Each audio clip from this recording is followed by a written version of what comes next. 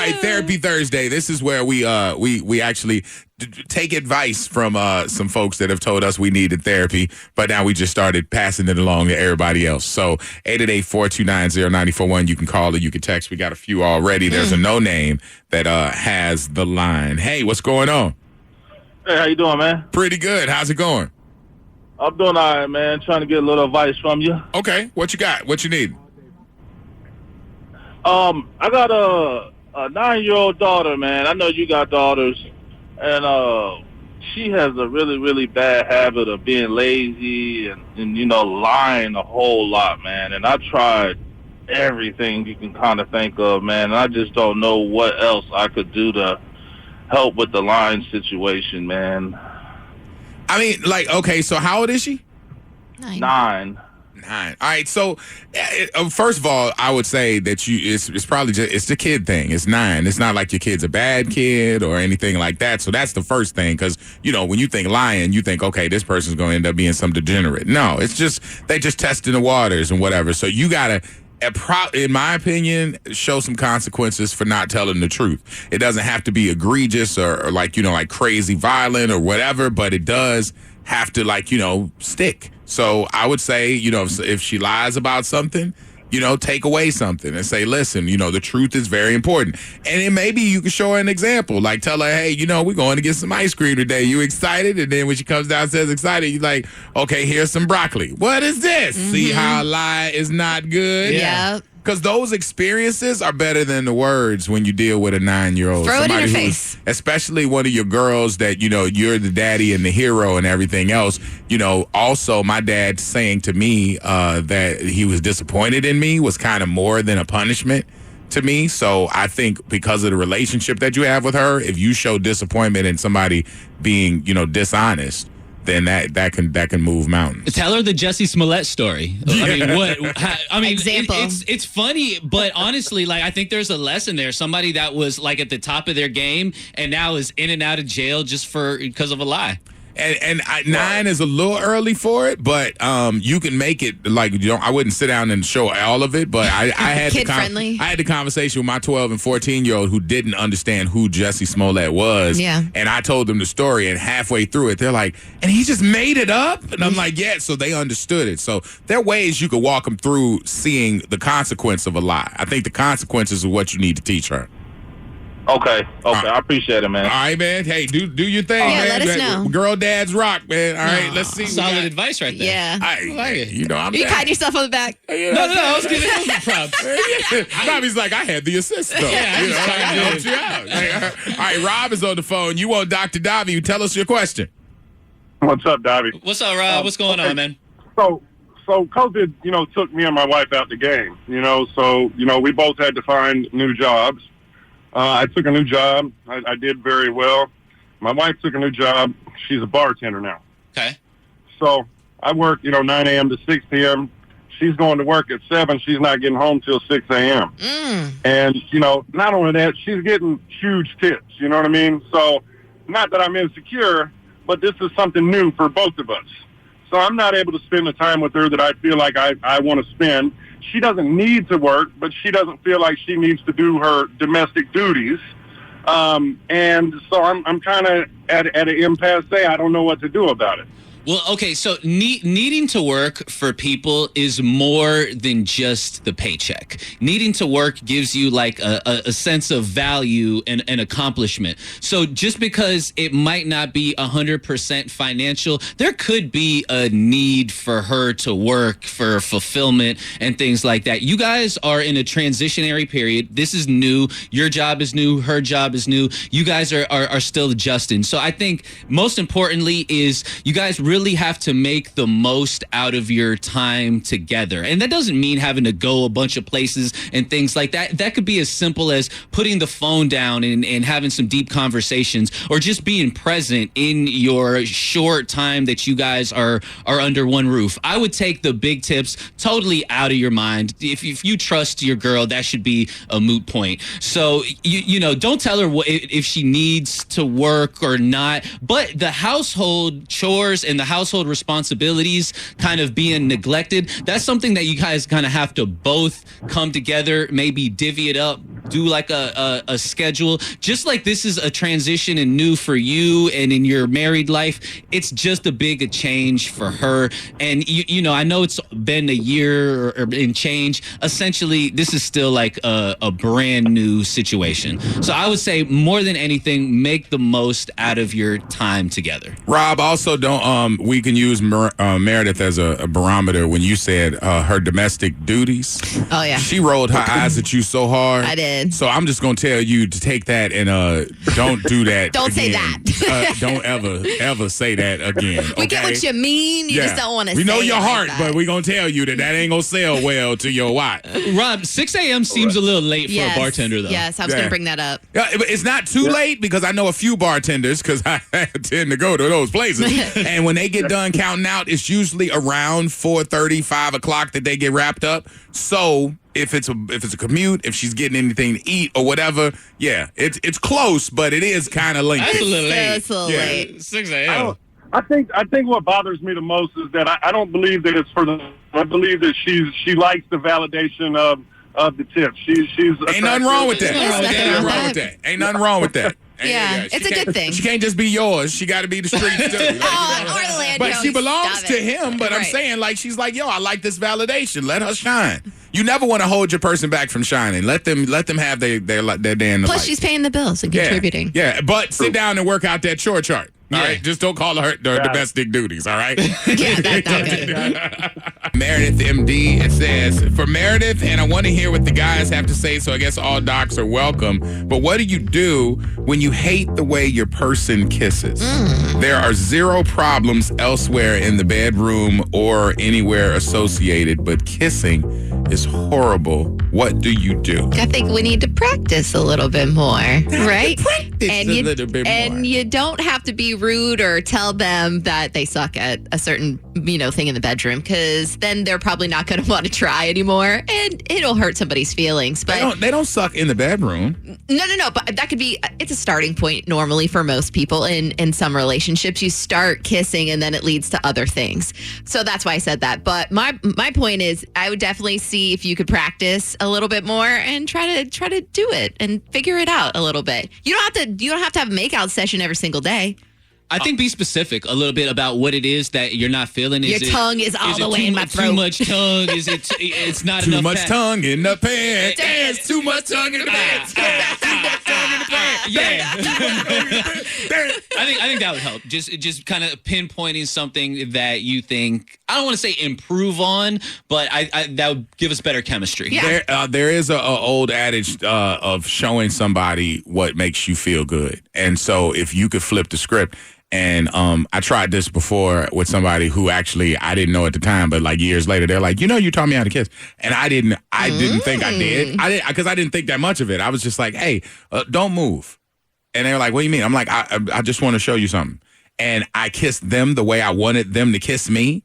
And they never stopped kissing that way. Oh, wow. And so so I think it's the same way where ladies are like, guys are like, show me what you like. If a lady shows you what makes them feel great, that's something that's going to stick in your head forever. So I think you can flip the script on them and say, hey, let me show you kind of the way I like to. Every lady just heard that about you, by the way. What? You're a good kisser. Oh, I am. Meredith, you see these lips. I see them. I see these lips right here. Lips. My mama call them soup coolers. That's what she call them.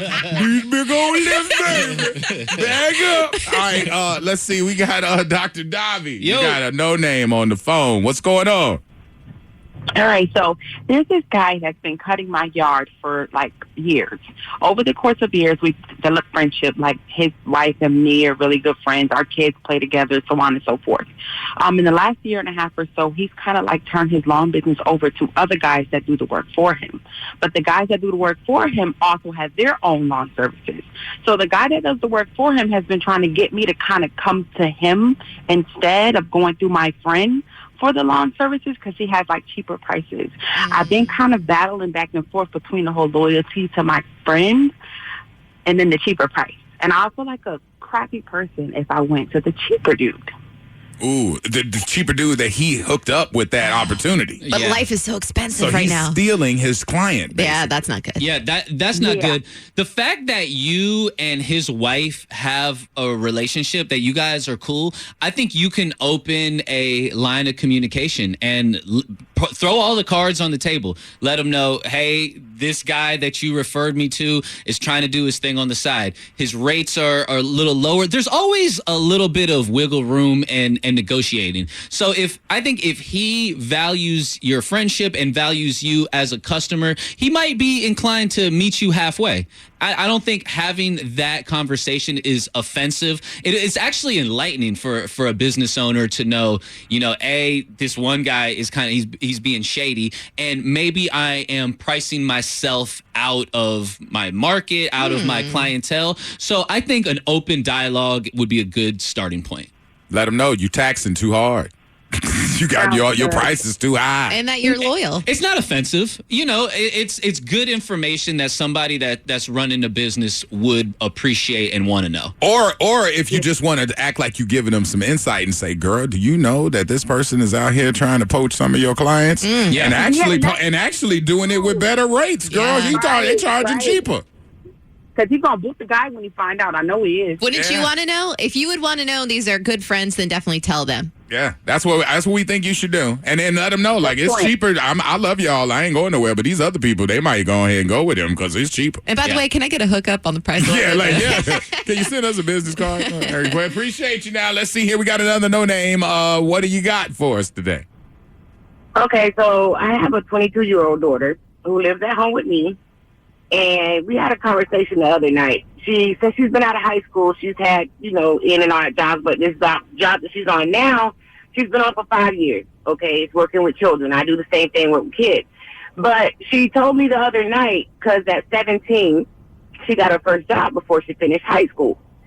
And at that time, I was teaching her, how to get around, and not to depend on me. We have the bus system, because I'm not going to always be here, but she told me the other night, and I felt some type of way, and I still feel some type of way about it, that I left her alone. When she, got her job at 17, she was like, I left her alone, and she didn't really know what to do, and I was making her go out there and, try to find transportation, but I told her, it's a teachable moment. That was a teachable moment, me instilling in you how to go out there and do things you need to do for yourself. Don't always depend on me because I won't always be there. And I felt some type of way about that because she's my baby, but it's like she's not grasping the aspects of life and doing things on her own and not depending on people. And I felt some kind of way when she told me I left her alone, when I actually thought I was teaching her, how to go out there and do these things by herself.